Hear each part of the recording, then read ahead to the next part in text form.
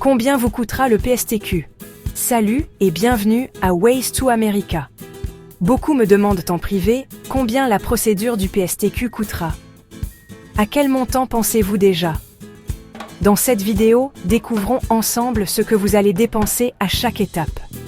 Nous supposons que vous avez déjà payé pour faire les tests de compétences linguistiques, ainsi que les frais pour rentrer dans l'ordre si votre métier est réglementé.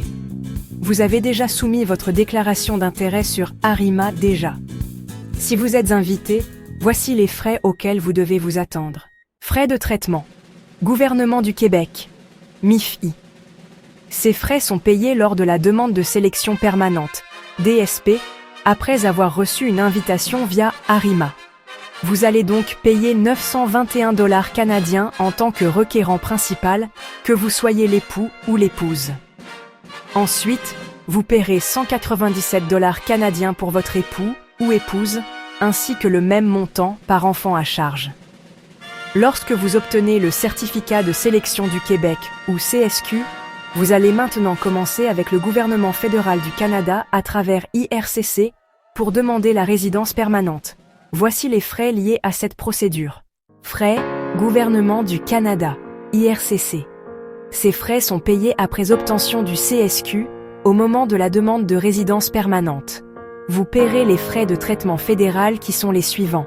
950 $ canadiens pour les parents ou adultes et 260 $ canadiens par enfant. Ensuite viendront les frais du droit de résidence permanente. Ces frais s'élèvent à 575 $ canadiens pour les parents ou par adultes et les enfants sont exempts. En ce qui concerne la biométrie, ce sera 85 $ canadiens par adulte et 170 $ si vous êtes une famille, quel que soit le nombre d'enfants. Preuve de fonds exigée. La preuve de fonds est requise pour démontrer que vous avez les ressources financières suffisantes pour vous établir au Québec sans aide gouvernementale. Elle est exigée au moment de la demande fédérale, IRCC. Voici les montants minimaux exigés en 2025, selon la taille du ménage. Si vous êtes célibataire, prévoit 3 588 $ canadiens dans votre compte bancaire au moment de la procédure avec IRCC.